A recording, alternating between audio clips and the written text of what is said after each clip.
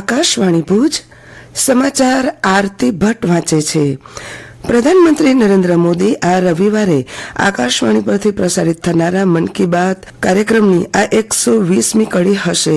Social media પર એક સંદેશમાં શ્રી મોદીએ આ કાર્યક્રમ માટે મોટા પ્રમાણમાં સૂચનો મળતા આનંદ વ્યક્ત કર્યો હતો।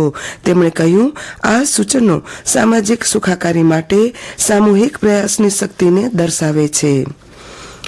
પ્રધાનમંત્રી નરેન્દ્ર મોદીએ ગઈકાલે વહેલી સવારે મ્યાનમાર અને થાઇલેન્ડમાં આવેલા વિનાશક ભૂકંપ અંગે ચિંતા વ્યક્ત કરી।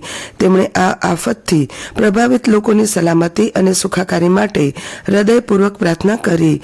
તેમણે ખાતરી આપી કે ભારત આ મુશ્કેલ સમયમાં મ્યાનમાર અને થાઇલેન્ડની સરકારો અને લોકોને શક્ય એવી તમામ સહાય પૂરી પાડવા માટે તૈયાર છે।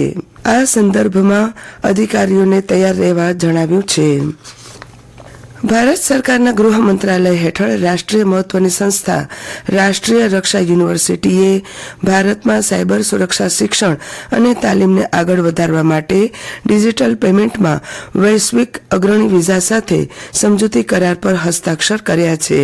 આ સીમાચિહ્નરૂપ ભાગીદારી વિદ્યાર્થીઓ, વ્યવસાયિકો, સાયબર સિક્યોરિટી લીડર્સ અને કાયદા અમલીકરણ એજન્સીઓને ડિજિટલ છેતરપિંડી અને ઉભરતા સાયબર જોખમોનો સામનો કરવા માટે મહત્વપૂર્ણ કૌશલ્યોથી સજ્જ કરશે।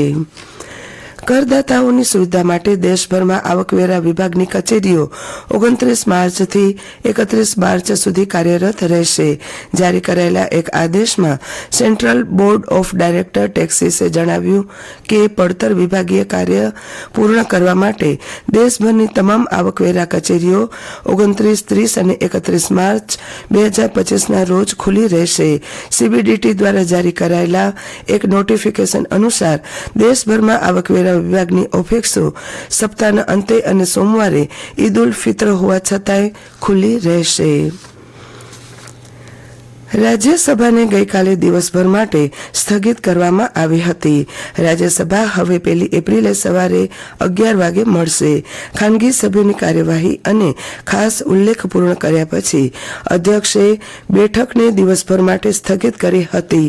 આ ઉપરાંત દિવસભરનું સૂચિબદ્ધ કામકાજ પૂર્ણ થતાં લોકસભાની કાર્યવાહી પણ 1 એપ્રિલ સવારના 11 વાગ્યા સુધી મોકૂફ રખાઈ હતી। એસટી નિગમ દ્વારા એસટી બસના ભાડામાં 10% સુધીનો મોટો વધારો કરવામાં આવ્યો છે, જેના લીધે સામાન્ય માણસને આર્થિક અસર થશે। આ ભાવ વધારો ગઈ રાતના 12 વાગ્યા પછી લાગુ થઈ ગયો છે। બસની ટિકિટના ભાડામાં કરાયેલા વધારા પ્રમાણે 38 કિલોમીટર સુધીની મુસાફરીમાં 1 થી 4 રૂપિયા સુધીનો વધારો કરવામાં આવ્યો છે। એસટી નિગમના આ નિર્ણયથી રાજ્યના 27 લાખ મુસાફરોને સીધી અસર થશે। ભાડા વધારાને પગલે નિગમની તમામ લોકલ, એક્સપ્રેસ, ગુર્જરનગરી, સ્લીપર તથા વોલ્વો બસના ભાડામાં વધારો કરવામાં આવ્યો છે। કચ્છ સહિત રાજ્યના તાપમાનમાં 2 થી 3 ડિગ્રી સેલ્સિયસનો ઘટાડો થયો છે। હવામાન વિભાગના વૈજ્ઞાનિક રામાશ્રય યાદવના જણાવ્યા અનુસાર ઉત્તર ભારતમાં વેસ્ટર્ન ડિસ્ટર્બન્સના કારણે મહત્તમ તાપમાનમાં ઘટાડો નોંધાયો છે।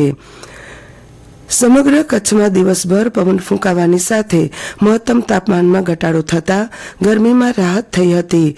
આગામી 5 દિવસમાં પારો ક્રમશઃ ઉપર ચડવાની સાથે તાપમાનમાં વધારો થશે તેવું પૂર્વાનુમાન હવામાન વિભાગ દ્વારા વ્યક્ત કરવામાં આવ્યું છે। ચાલુ વર્ષે અનુકૂળ વાતાવરણને લીધે અબડાસા, નખત્રાણા અને લખપતમાં ગુણવત્તા અને સ્વાદમાં મીઠી હોવાને લીધે તેમજ મબલખ પાક ઉતરતા કચ્છની સકટેરીની દેશભરમાં માંગ વધી છે। બાગાયતી પેદાશોમાં પ્રગતિશીલ પેદાશી માલની માર્કેટિંગમાં યોગ્ય ઊંચા ભાવ લેવાની કોઠાસૂઝથી ખેડૂતોને સારા ભાવ મળી રહ્યા છે। આ સાથે સમાચાર બુલેટિન પૂરું થયું। નમસ્કાર।